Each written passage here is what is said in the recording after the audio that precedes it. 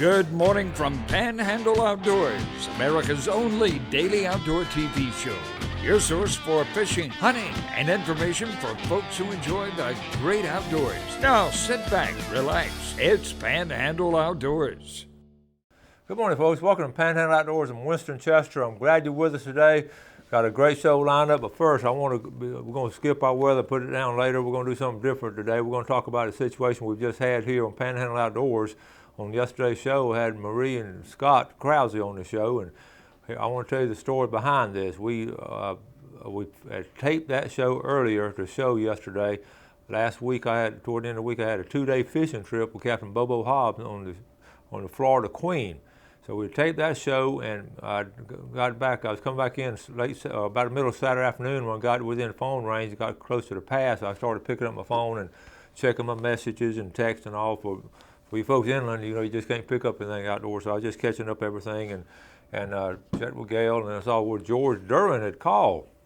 And I returned the call. I never will forget it. We just turned into Grand Lagoon with a big old Florida Queen, and everybody was tired and had a good time. And I said, "Hey, George, this is Winston." He said, "Winston, I don't know if you heard, but Scott Krause has passed away." I said, "What?" And he said, "Yes, they found him this morning." And so I said, of course, I was in shock and disbelief. And George and I talked, and we were all just, very sad and upset about it. And as we talked, I said, "George, I just realized that he's coming on the show. He and Marie coming on the show, talking about the youth challenge coming up Saturday. He's going to be on the show Monday." I said, "Do you think?" I said, "What do you think we need to go and show that?" And George and I talked about it. He said, "I really think it would have been an honor to Scott to go ahead and show it." And then it just hit me like a light bulb. What a legacy we can leave for Scott. And the last time most of us see him, here he is on television doing something good, trying to help young people in the outdoors, which was so typical of Scott Krause's personality and the kind of man he was. So we decided to go and run it yesterday, and we're glad we did. But we're very sorry and sad about the loss of Scott Krause. Scott was a good man. I've known him 10, 15 years, and we had just made instant friends. I met him down at Blue Water Outriggers, and he was, of course, we just hit it off. And he's originally from Cordell, Georgia. Had two daughters, and one students at the University of Georgia. Proud of his daughters, talked about them a lot. Lived at St. Joe Beach and Brother Mexico Beach, and had so typical of the Mexico Beach community, where a lot of Georgia folks come down to the coastline and just have just a really good time living down here. Scott was an avid outdoorsman, and more important, though, he was a good person who always enjoyed helping people. And it was so interesting to always be around him. He was always so positive. He was always calling me. A lot of times he'd call me after the show, and his favorite sentence that I remember him saying, "Hey man, that was a great show. I really enjoyed it." And especially on Labor Day morning, I don't know if you saw Labor Day show. Had the grandkids, had a couple of clips from them scalloping in St. Joe Bay. He called me up right after that show. He said I enjoyed seeing that so much. He was always positive and avid viewer of Panhandle Outdoors, and he was getting ready this weekend to help Marie Stevens in this Jimmy Stevens Youth Challenge. So I want to challenge you to help pull together, because losing him was tough for everybody, but I know Marie had counted on him too. He's doing so much for her in this first time, so if some of y'all can pick up the slack and help her out, it would be great. I've talked to Marie, and they're going to go through with it, and they've thought about counseling and everything, but Scott would want them to go ahead and do that Jimmy Stevens Youth Challenge. So we're all going to go down there and help out. I've got 2 activities to do Saturday. If you remember last week, I also had Camo Dreams on, and they're going to be going at the airport up here in Bay County. I'm sorry, the shooting range, not the airport, the shooting range from 8 to 5. So I'm going to take the first half of the day Saturday and go down to Mexico Beach and work down there and maybe help them teach some cast netting or something along the line, wherever they need help on. Then the second half of the day, I'm coming back to the Bay County shooting range and helping Derek Fussell and the guys with Camo Dreams. So we're going to have a full day, and it's like playing a football game. We've got 2 halves. One half's down here at Mexico Beach, and the second half's up here. So we're going to have a great day, and I'd like to encourage you to help out, or at least participate and get some kids and all. And it's all for helping people in the outdoors. But Scott Krause was a driving force in helping out a lot of things in that Mexico Beach community. And George Duran, he really thought the world of George Duran and folks at Blue Water. Really enjoyed working there, and it's sorely be missed. So our condolences and our toward his, and the irony of all, folks. He told me before he left when we taped the show, He said, Winston, I'm really worried about my dad. And we talked about it a minute before he walked out the door. And Scott they found him Saturday morning. He'd passed away sometime in the previous day or two. Ironically, his dad had passed away that Friday night. So they passed away within a day of each other, and that was the irony of all. And neither one of them knew of each other's passing. So sometimes that's the way things happen. And I look back, these past 3 weeks have been we've lost some good folks, as all of us have over the years. But this past 3 weeks, I look back, I lost Ray Wishart, a guy I talked with for 40 years. We talked about Ray Wishart was such a good man on helping people. 2 weeks ago, we lost my daughter-in-law Jill. Lost her mother, Madeline McFadder from Bonifay. Taught school at Holmes County High School. Taught special education. And man, what a funeral and visitation that was on a Friday night and Saturday. I mean, you're talking about First Baptist Church being packed, 3.5 hours solid line of visitation, and a church is packed. What a testimony to Madeline McFadder. Coach Mack up there taught for 35 years. Miss Madeline taught for 30-some years in school and more. So we dealt with that. And Jill's a teacher, and it's just a great situation there. That she had battled breast cancer for years and finally succumbed to it. And then this past weekend we lose Scott Krause. So these are things in life we sometimes some of these are unexpected and some are expected. But we all have to deal with them. And I remember when I lost my brother, I wrote a little thing. I should have brought it. I still have it. A little note to myself: live every day to its fullest. Love your family and friends, for there are no promises of a tomorrow. We always have that. So let this be something to you. If you have a loved one you haven't seen in a while, haven't talked to on the phone, go ahead and give them a call and tell them you love them, you want to see them and want to miss them. And I tell young people all the time, go by and see your grandparents. They'd rather you come by and see them and take a $1,000 bill Saturday afternoon. So do those kind of things. Spend some quality time with people you love. I'm going to take a break and come back with Panhandle Outdoors. Okay, welcome back. Let's just quickly do a quick weather real quick. High today, 89, low 72. The water temperature is 86. It bounced back up to 86. Let's take a look at the river readings. We didn't do those yesterday. The Apalachicola is just flat. I mean, it's just not moving at all. It's reading a 0.7. That's right, a 0.7 and no movement whatsoever as far as going up or down. The Choctawhatchee at Kerrville is about the same. It's not moving in. It's at a 2.8. Both rivers are low and both rivers aren't rising. So it's really interesting to look at that. There's a tide chart brought to us by Kent Forest Lawn Funeral Home and Cemetery. We're looking at a tide right now, high, good strong tide. 8:03 this morning was high tide. Low is tonight at 5:45. A good strong movement there. 1.8 foot range. Marine forecast south-southeast at 5 to 10, and we got sort of just some, about 40% chance of rain next couple of days. So just be careful out there and know what's going on in the outdoors. Let's move on. I do want to look at some pictures here. Let's talk about the first one tonight at Sunday's Barbecue, the Hog Wild Bass Tour. We had those boys on the show last week. They got a great idea now, if you haven't checked out the website and all, but they're going to meet tonight at Sunday's at 7 o'clock on Highway 77 there, okay? In fact, that's going to be a good meeting, a good event there. So I'm going to move through these pictures. Okay. Got that right there. Sunday afternoon, got to go down to Port St. Joe. This is Captain Dave Maddox at his 95th birthday party. Got to visit with him. What a legacy this man has over the years. Got to visit, got a couple of pictures here off the phone. I took Maddie McKenzie with me because I wanted them to meet Captain Dave Maddox, whose family is so, right there where the lighthouse is in Port St. Joe, that was the original Maddox property. And I had Captain Maddox tell the story of how he witnessed when the submarine attacked the boat off of Port St. Joe during World War II. He was actually there when all that happened. So I wanted him to tell that story to my granddaughter so they could hear it firsthand from a World War II veteran. So I had a nice visit with him. Really, really good time. Okay, so posed with a picture.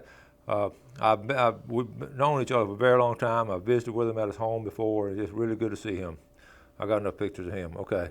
Now, we had Whitney Dillon was on the show. Remember I had on a week before last and got a picture of her practicing archery. It's great. I tell you, she had this love of archery, and that's why I had on the show, her love of outdoors and from a female's point of view. Good job, Whitley. All right, now let's move on. A vegetarian hunter finished a successful day in the field. Okay, that's good.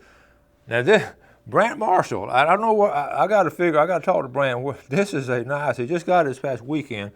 Look at that. Now I know it's out west somewhere in Colorado, or New Mexico. I'm gonna have to talk to Brant and find out what happens. That is a massive size. Look at that. Look at the size of those antlers. Brant Marshall, he's on the show a lot. He's been on the show, and Marshall Brothers.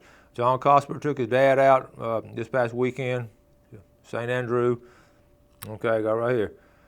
Okay, here we go. Once again, Friday, as I was told, FWC caught a lot of people keeping undersized kings and undersized kings and over the limit at the city pier.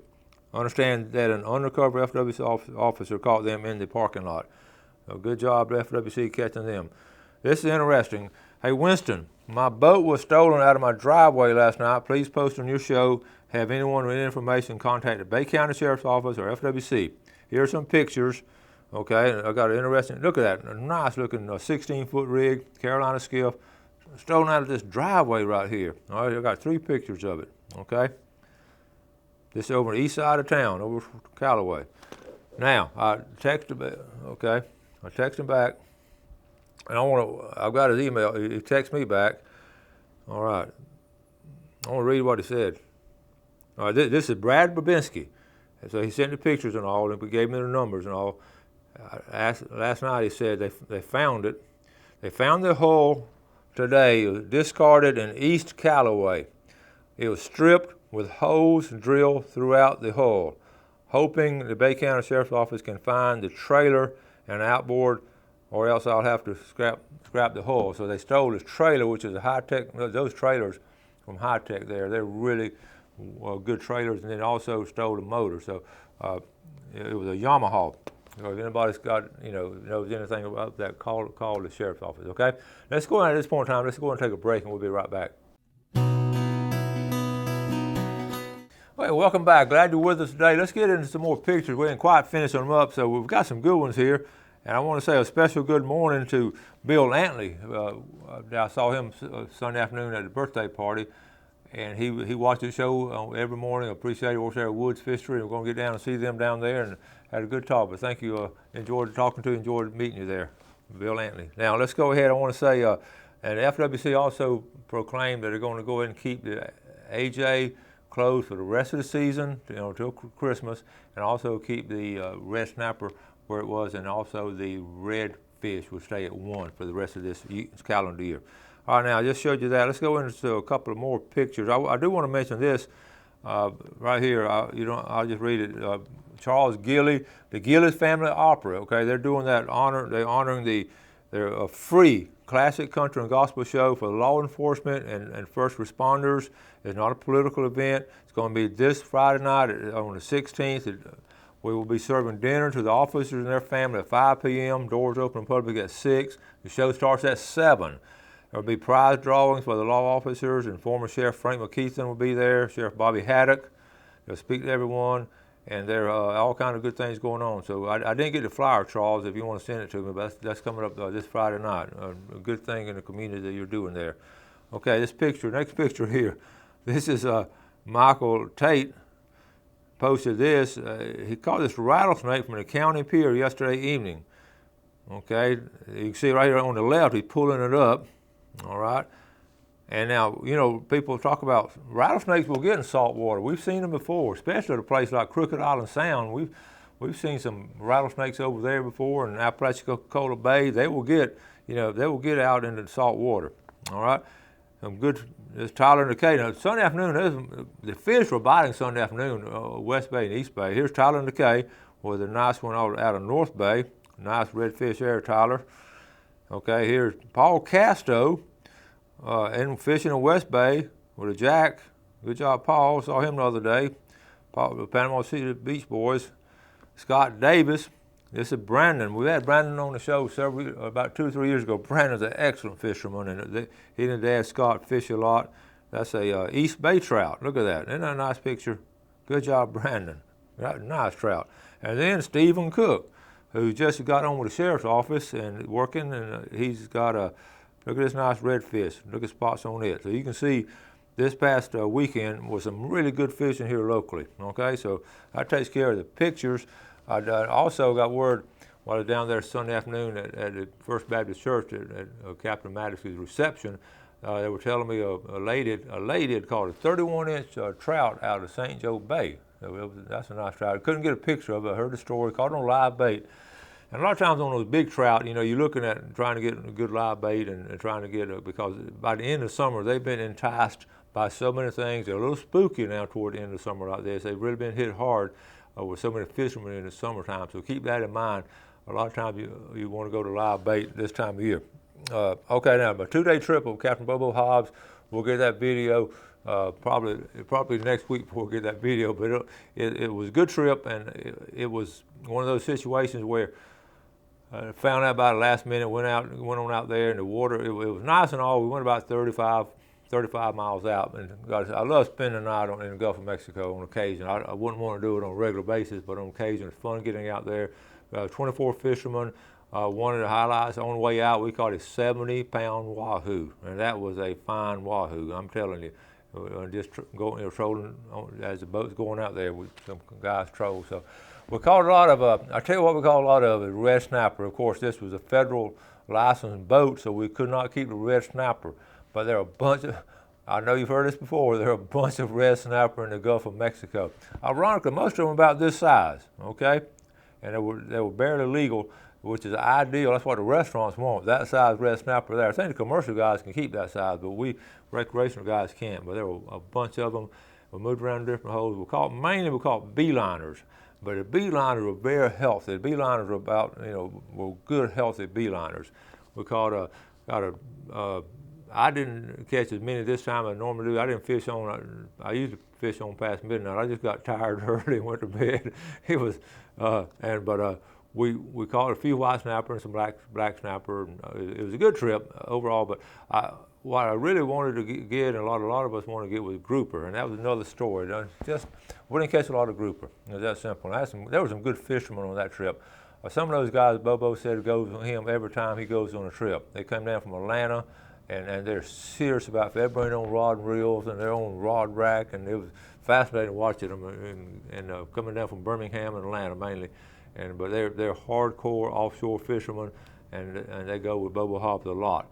And we were talking back and forth, and they didn't catch a lot of grouper. We just weren't a lot of grouper caught. And everybody I've talked to, even at the fish house, offshore private fishermen, captains, and all saying the same thing. We're hurting on the grouper side. We're not catching a lot of grouper as fishermen. Okay, but anyway, we'll talk more about that trip later. Good time. Always great to be on the water, but we'll talk about that and show that video. I was fishing and filming, and Gail hates it when I do that because she has so much editing to do. She just rolls her eyes when I bring, honey, I got some good video, but a lot of it has to be edited out. All right, let's take a break and we'll be right back. Okay, welcome back. Let's take a look at our fishing game times today. Our times from this morning, 9:56 to 11:56. And late this evening at 10:23 to 12:23. Those are 2 times for the movement of the game today, okay? Let's take a look. We've been talking about fishing all morning. Let's talk about hunting. I got the latest issue, the September issue of Woods and Water. I told you before, I really enjoy this magazine. It's based more around the nature coast area, but they come up to this area too, and again, it's sort of like us. It's real people doing real things. It's the first local one that ever came out. Growing up, all we had was Field and Stream and Sports to Field, and it was good stories and interesting, but a lot of it took part in Wisconsin or Kansas. And when this came out 39 years ago, my brother and I just latched on to it, and I've looked at it, almost on a regular basis. But what they talk on this issue, they finally got all the figures back to do the top 10 bucks from last year. And it's fascinating. I always got to get a kick out of the location where they got the big bucks. And these are big bucks now. Buck number 1, I'm just going to briefly show you the picture. Buck number 1 right here, and I don't expect you to see it closely, but you can get in the magazine if you want to read the story. They got a story on each buck, a 1-page story. But I want to look at this county. This was in Hamilton County. So today we're just going to talk about the counties they were shot in. Normally, we in the Panhandle take pride in having the top bucks in the state. Well, this was in Hamilton County, which is down around Mayo. Okay, Mayo, that was a big buck there. Buck number 2, and they won a big prize. Buck number 2 came from Marion County, a big old buck right there. That's around Ocala, which means the Ocala National Forest, which is fascinating. A buck that big will come out of that area. I mean, that's a huge buck. Okay, now buck number 3 came out of Lake County. Lake County, that's down in Central Florida. And here's a picture of buck number 3, but that's a fine buck. Now remember, these bucks aren't behind fenced areas. These are taken in natural areas. Buck number 4, finally, buck number 4 comes out of Bay County. That's that big buck right here where my thumb is. That's a big buck right here, taken by Michael Cobb. It scored 140 points, okay? Buck number 5 right here, this came out of Jackson County. So we're back up in Panhandle now. Jackson County, that was J.L. Harper, 140 points also in Jackson County. Buck number 6, I'll get a kick out of this. Let's see, number 6 was, it was a non-typical. It was in Marion County again, in the Ocala area, right there. It was a non-typical, but it scored a lot. Number 7 was, guess where? Ocala National Forest. That was 3 out of top 10. That's really amazing. That one right there, nice one. And number 8 came out of Jefferson County, which is right next to Leon County. That's the Monticello area. That's number 8. And we're going to run number 9 real quick. I want to get to number 10. Number 9 came out of, I lost 9, but we're going to go 10 because that's the one I want to talk about. Number 10 came out of Tyndall Air Force Base. Remember us talking about this buck last year, and what an incredible trick. They shot it on a Saturday afternoon, didn't find it until Sunday, and other people shot at it, and they had a big to-do. But it was a group effort. Ryan Neese got that. It was 20 hours. That's the story on it right there. So that's the top 10 bucks in Florida last hunting season. That'll get you in the fever for this coming season. Really good stories there. A lot of other good stuff here we'll talk about later. But I just wanted to show you where the top 10 bucks came from in Florida last year. We're going to wrap things up. As always, we appreciate the viewership. I talked to a lot of y'all that you enjoyed the show, but more than that, I enjoy bringing it to you. I think it's something good for our community, and I really appreciate it. So support our sponsors. You have a great day today. Do something good for your fellow man, and God bless. Thanks for watching America's only daily outdoor TV show, Panhandle Outdoors with Winston Chester, featuring hunting, fishing, and other activities and information to help you enjoy the great outdoors. Join us next time for Panhandle Outdoors.